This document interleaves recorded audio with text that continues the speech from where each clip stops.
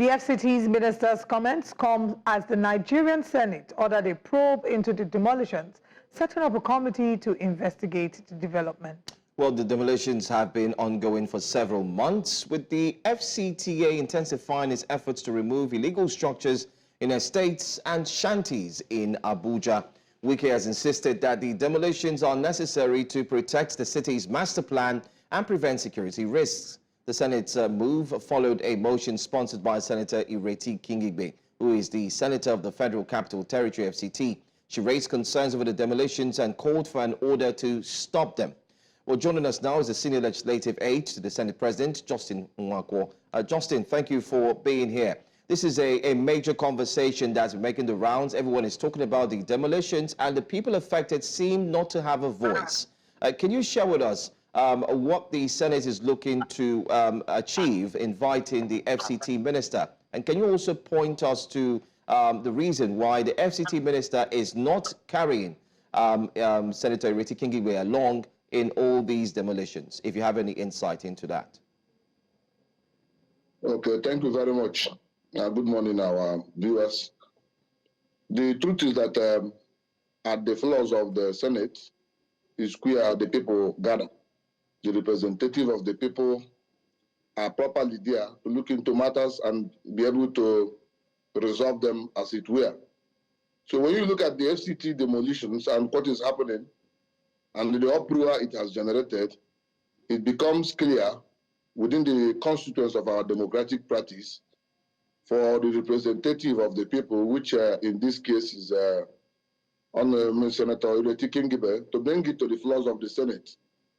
So what the minister is doing, and indeed the FCT, the Development Council is doing, is what will be subjected to public debate, which is already going at the Senate.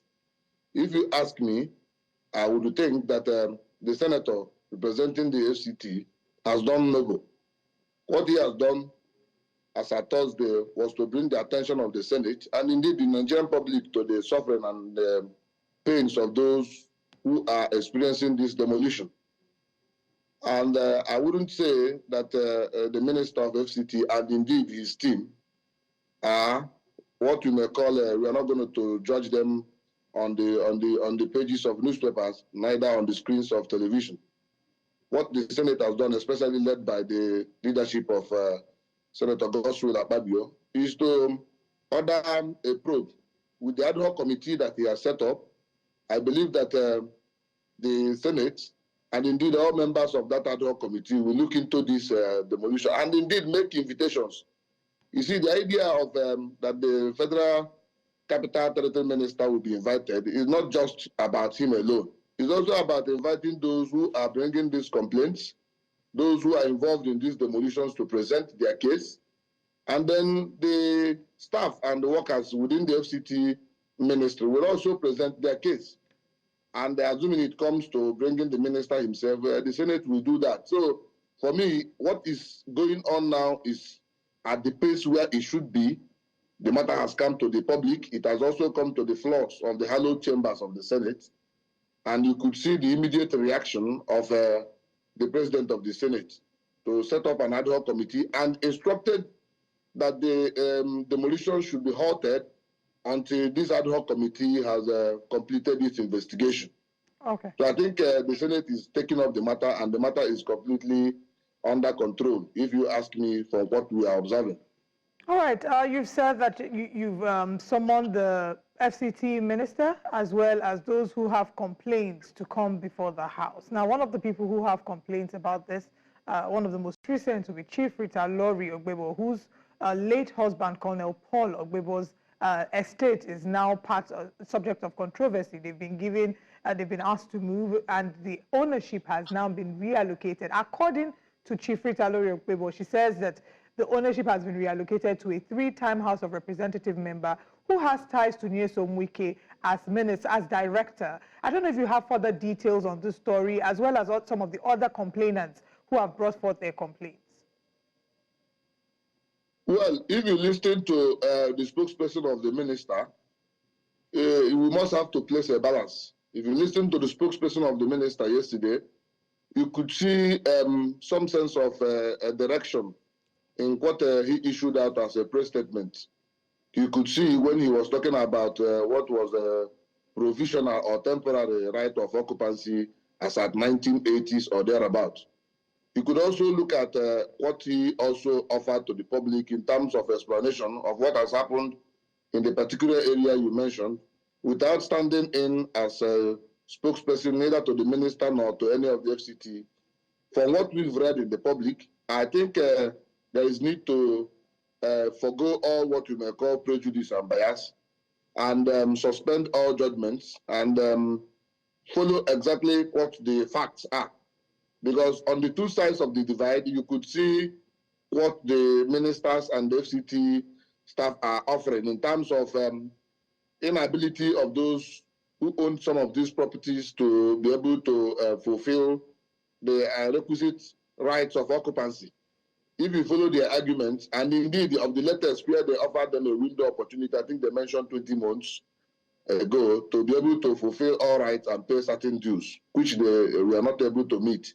But some of these things are still at the level of defense and probation until the Senate is able to move into its own activity, which I believe is the right place for this matter, the hearing, the investigations, and the probe, until the Senate comes out with an official report from the ad hoc committee set up by our leader, Senator Akpabio, the president of the Senate.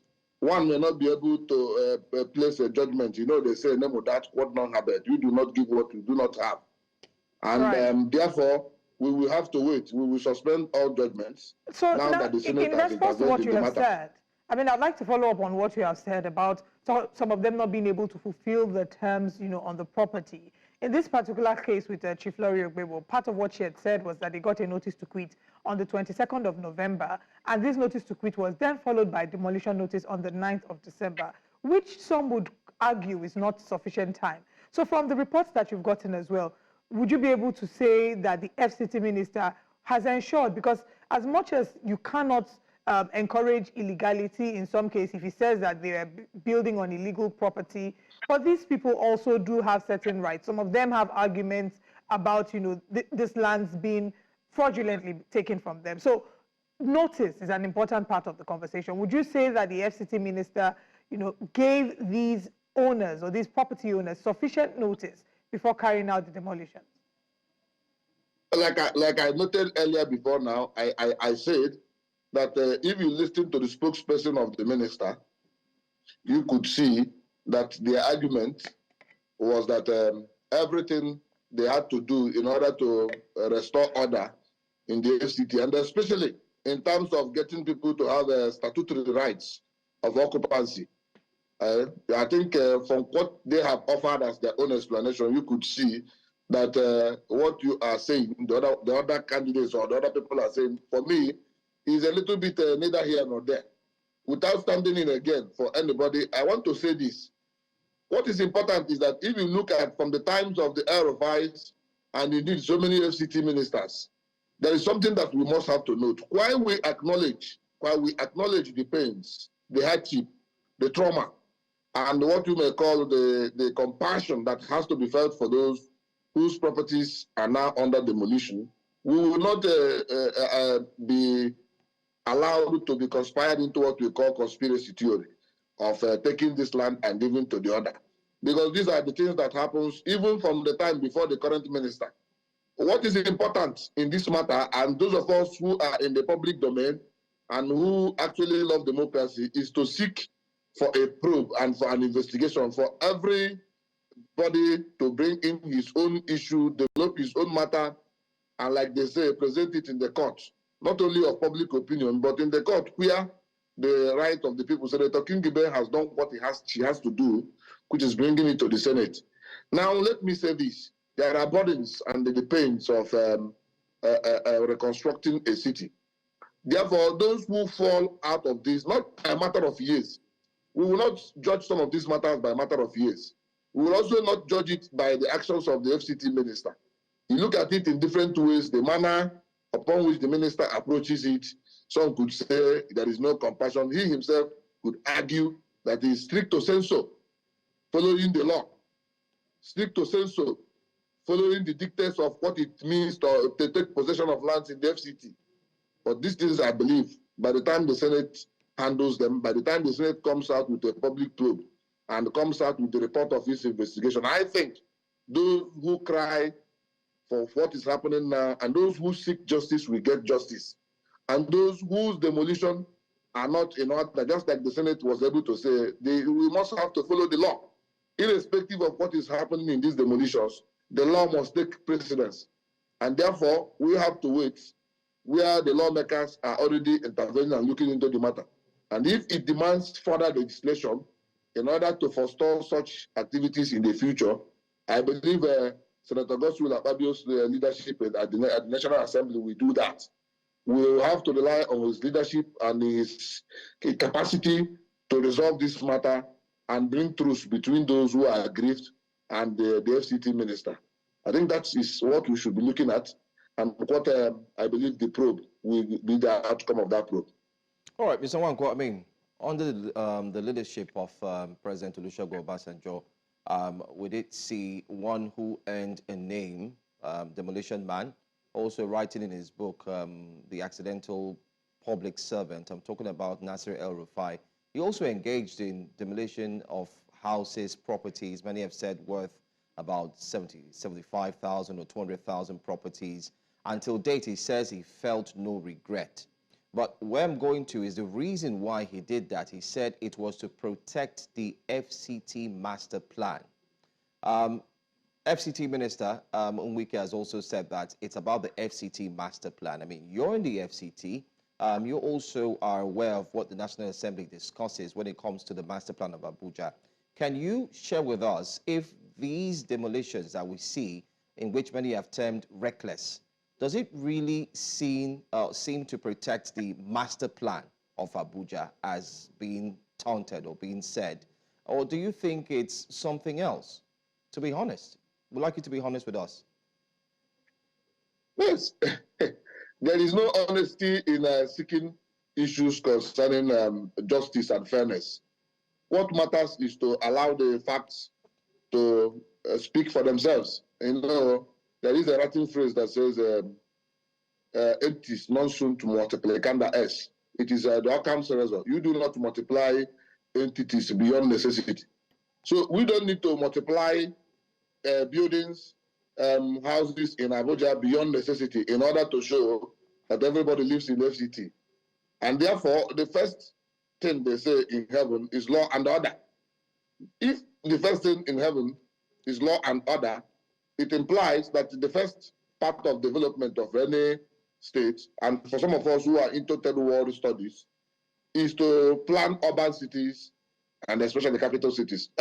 So when you look at what has happened, I heard you mention Governor Nasir El-Rufai and what Nyesom Wike. These are what I may not want to do comparative study about. But what is central to the discussion between me and you, especially when you say we want us to be honest, is that a planned city, when you look at what has happened in Lagos and in so many parts of state capitals, me and myself, I'm coming from Anambra, and we look at Oka example, and we ask some of the governors who are coming to remodel Oka to look like a city for us. That is my own state. Likewise, in Abuja here, where we also live as our capital city, we expect it to look like a modern city. And indeed, we thank those who have led us in the past. If you fly through the roads of Abuja, you see the plannings, you see the spaces away from.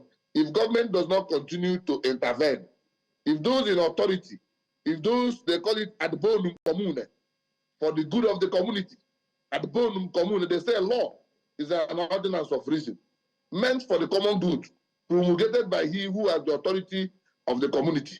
And what is important is the common good, the ad bonum commune. It's not just about those who are lamenting or crying about this demolition. It is also about the common good, so that people do not block in the future where our children and the next generation will enjoy this Abuja as FCT. Okay. It is important that while we also commiserate with those whose properties has been demolished, we must ask the fundamental question: have they done it right? If these questions are not going to be subjected to public opinion as we are doing, then I believe we should leave it for those who have the good of the community at heart and whose responsibility it is to probe it, which is the Senate. If you ask me, we will suspend judgment just like the Senate President has said and allow these investigations to go ahead.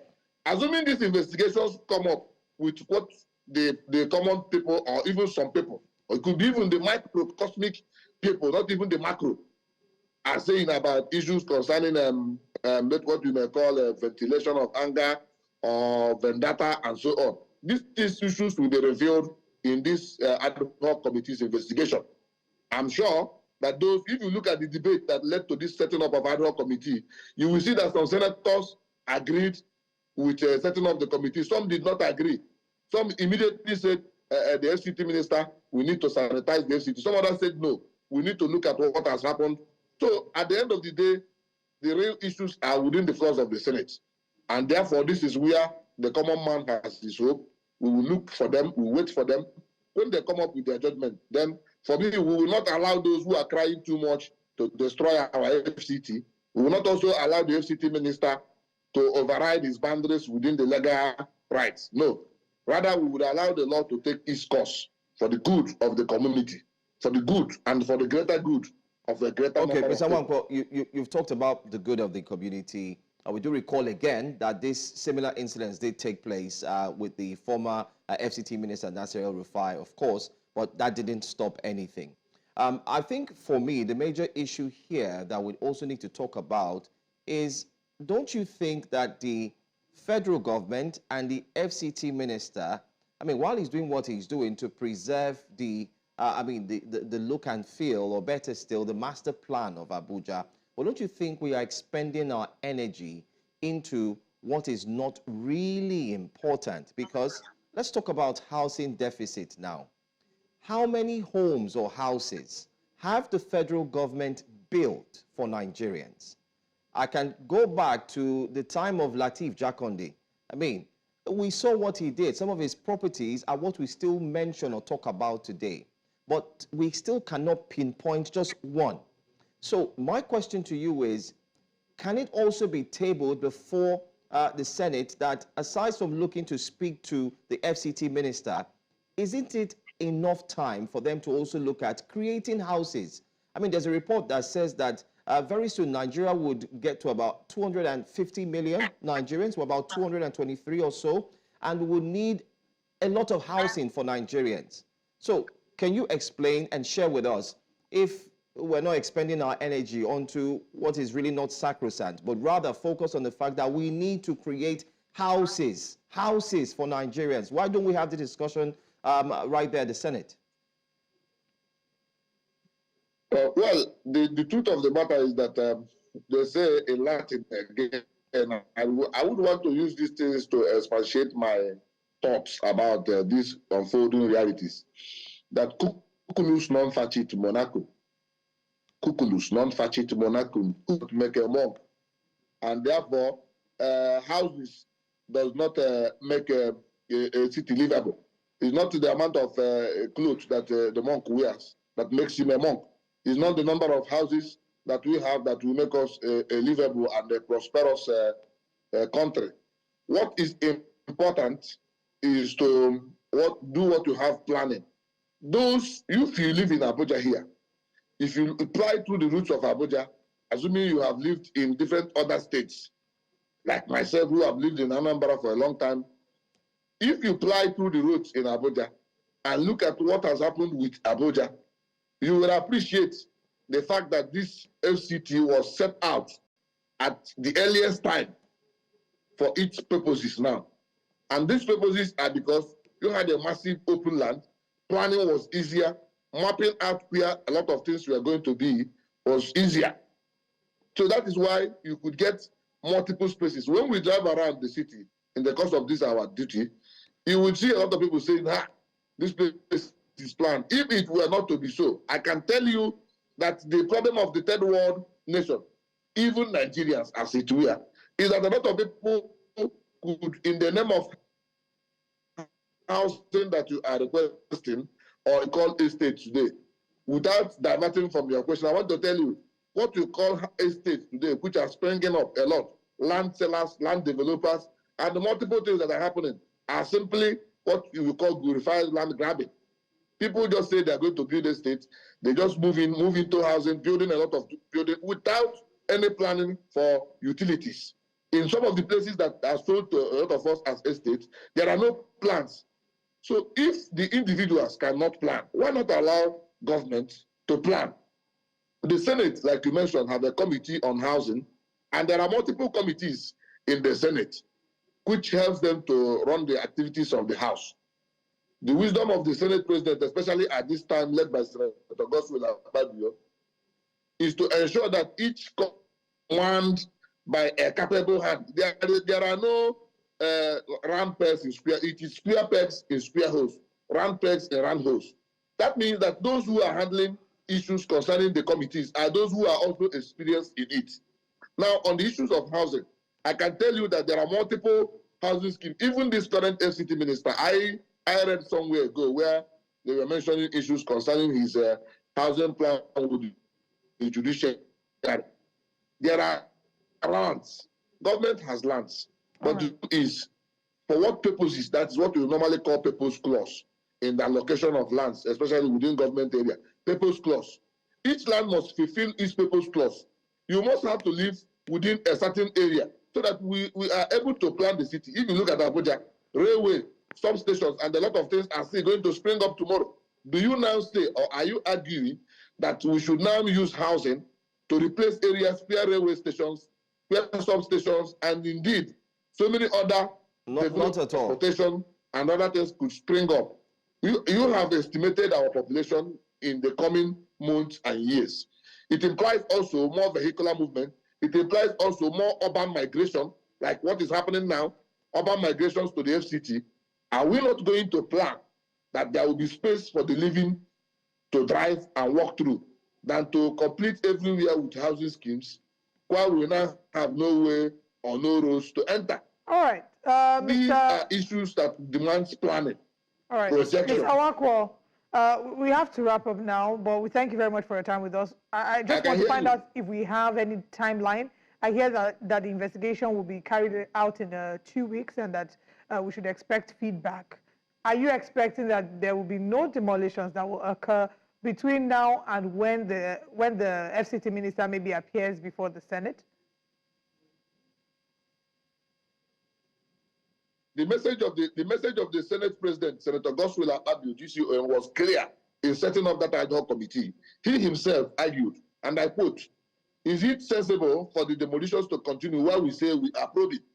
He also then answered the question and said, "No, we will need to halt the demolitions and then probe so that Nigerians will know the outcome of our investigation and probe, and then those whose property are due for demolition after the investigations and after all legal processes have been fulfilled, the demolition can now go on in those specific areas. Otherwise, everything we have to wait for 2 weeks." But the Senate President was clear that these demolitions will have to halt. He has appealed to the federal, to the FCT minister to halt. All right. And I'm sure, knowing him very well, that he will also make moves beyond what has happened in the floors of the Senate to appeal to the FCT minister and indeed his team to halt the demolition so that the voice of the people, which is the voice of God, can be heard.